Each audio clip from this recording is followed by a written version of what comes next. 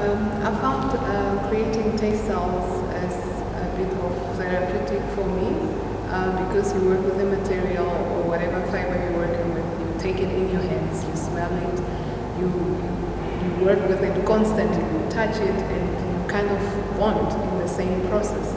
And almost all the time you're kind of pouring your feelings into it. Whatever you feel, whatever it's letting you feel, you kind of pour it into the textile.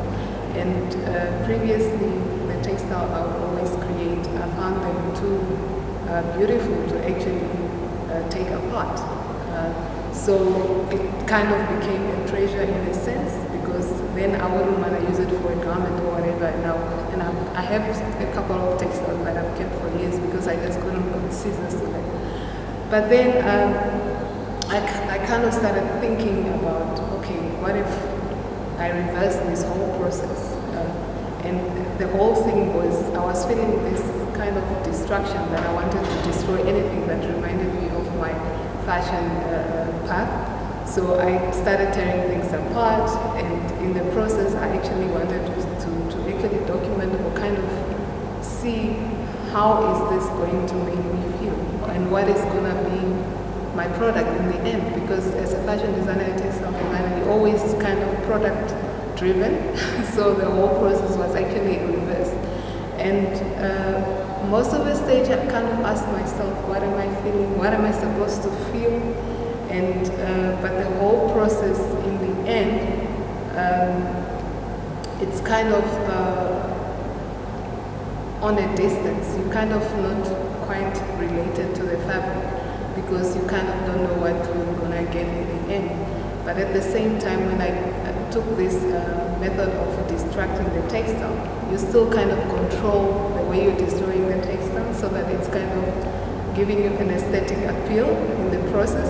So it wasn't kind of still random. So I still struggled with trying to just destroy something randomly. I still struggled, and I still tried to make beautiful distraction. So I'm also trying to express my journey, how being a designer, being a black woman, being young in the profession that I was or am I at the moment, you constantly experience certain issues that actually make you reflect, like, am I being treated this way because I'm black, young, or because I'm a woman, you know? So those are some of the issues that I've actually tried to explore through my work. And also in a lot of my work, my textiles, you see touches of the fabric called gondelela, and the specific gondelela I used is the one that is actually liked by the Kavango people. So within the textiles that I created, I also used silk screen technique, and the silk screen design is actually a reflection of being a woman, but also looking at how you consider a woman from the society that you are. In my culture, if you reach a certain age, you're expected to be married or have kids. So the moment you don't, the moment you don't reflect the norm, you kind of question it. So I've explored with the fertility doll, but in most historical papers, it's discussed as a fertility doll. But it's also, from where I come from, we used to play with self-made dolls. Like you just take the undunga, or it's called in Ovambo they'll call it the makalani nut, and you actually make a doll and play with it as something to play with. But sometimes you find those objects that you played with when you were young, and it's actually translated as a fertility doll. But is it really a fertility doll, or is it something that I'm just representing of where I come from?